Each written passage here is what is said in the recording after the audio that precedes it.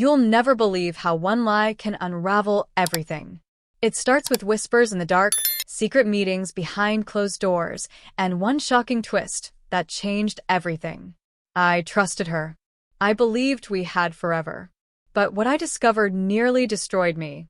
This is a story of betrayal, deception, and a calculated revenge I never thought I'd carry out.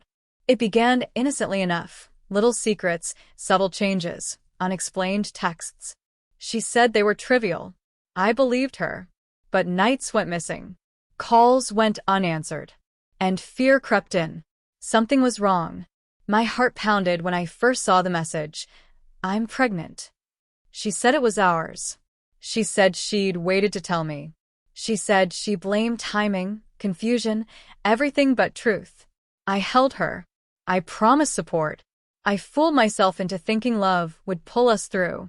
But deep down something screamed, this isn't real. And so I listened. I followed. I watched. In the shadows I found evidence, her meeting 4 men. Yes, 4. One by one they appeared in her hidden life. Each encounter more damning than the last. In that 8th second I knew, this changes everything. Because once you break a trust like that, you open doors you cannot close.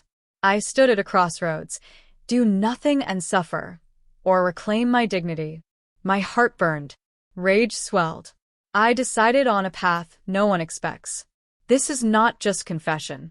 This is war. This is the story of how I took everything back. I want you to imagine waking up one day and realizing your entire life was a lie. That's where I stood. Every memory, every promise, every embrace may be false.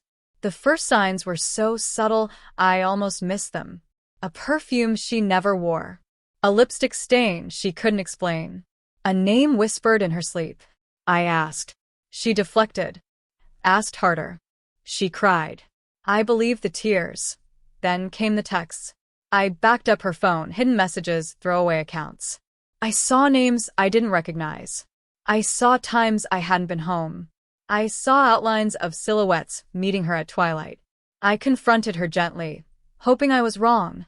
But she only grew colder, more distant. One evening I borrowed her phone and checked browser history. Hotels, meeting spots, secret addresses. I traced her. I followed her car. My heart hammered as I saw her get out of another man's vehicle, slip into his arms. Not once, not twice, but 4 times. For men she claimed she'd only met casually. But I saw the kisses, the embraces. There was no casual there. Then came the bombshell. I'm pregnant. She looked at me, tears trembling, voice wavering, and told me it was ours. I froze. My mind spun. How? Why? When? I asked for a test. She resisted. She gasped, she cried. She said I loved her, so I'd stay. She said she didn't want to hurt me. She said foolish things that I said yes to the test. The result? Positive. But that didn't bring relief. It brought suspicion. I asked for paternity. She hesitated. She became furious. She called me insecure. She said I didn't trust her. She said love meant believing. But trust had evaporated already. It was gone. And that moment I made my decision. I would give her the respect of hearing her side, but I would also expose everything. I would make the world see her lies, see her deceit, see her betrayals. Because you can't bury the truth forever. When she turned on the charm and cried and pleaded, I almost backed down. Almost. She reminded me of our house, our plans, our dreams. She told me this child would be our greatest joy. She begged me to accept the news without question. She warned me not to humiliate her, not to overreact. She said she feared what I might do. Her fear only fueled me. I composed myself. I nodded sympathetically. I told her I'd support her. But inside I was crafting a plan. I would not let deceit go unchallenged. I needed proof, and I would obtain it. First, I got the medical report. I got her ultrasounds, her appointment slips. I followed her to the clinic. I sat in the waiting room, pretending to read magazines, watching her come in, distracted and anxious. I noted the name of the doctor, the clinic address, the appointment times. I collected every shred of paper, She thought she hid. Next, I approached the story of the four men. I acquired their names, some from text threads, some from overheard conversations, some by tailing her to rendezvous points. I recorded conversations, collected receipts, located hotel bookings in their names. I hired a discreet private investigator. I asked questions under false pretenses. I traced credit card bills, gas station stops, lunch receipts. Then I confronted one of them under the guise of an accidental meeting. I hinted, I asked, I listened. I watched his reactions. I recorded the conversation. He fumbled, he stuttered, he denied. But I already had more than I needed. He slipped. He left a clue. Bit by bit, the house of lies I'd lived in began to crumble. Her stories didn't align. Dates contradicted. Times overlapped. She spoke of events that could not have happened. The more she spoke, the deeper she buried herself. By the end of that stage, I had dossiers. I had recordings. I had conversations. I had witnesses. I had undeniable proof of her meetings with four men. I had more than just suspicion. I had evidence. But that was not enough. I needed to use it. I needed to reclaim my dignity. I called her one evening, asked her to meet me at the place where we first confessed love, the little park near our home. I told her I needed closure. She arrived, nervous, her voice trembling. She apologized. She said she'd explain everything. She said she was scared. I stayed calm. I held her hand, but inside my heart pounded.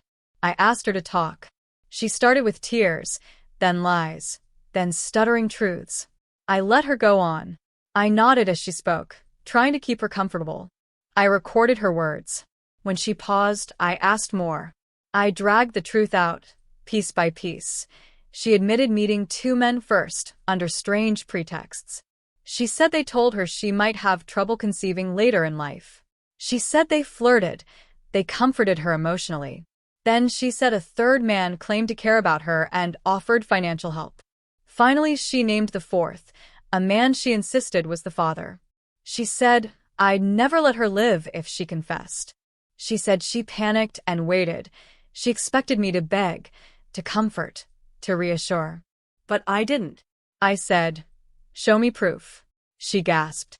She offered the ultrasound documents, prenatal visits. I said, "Show me proof you didn't meet those men." She hesitated. She cried. She begged me to trust her.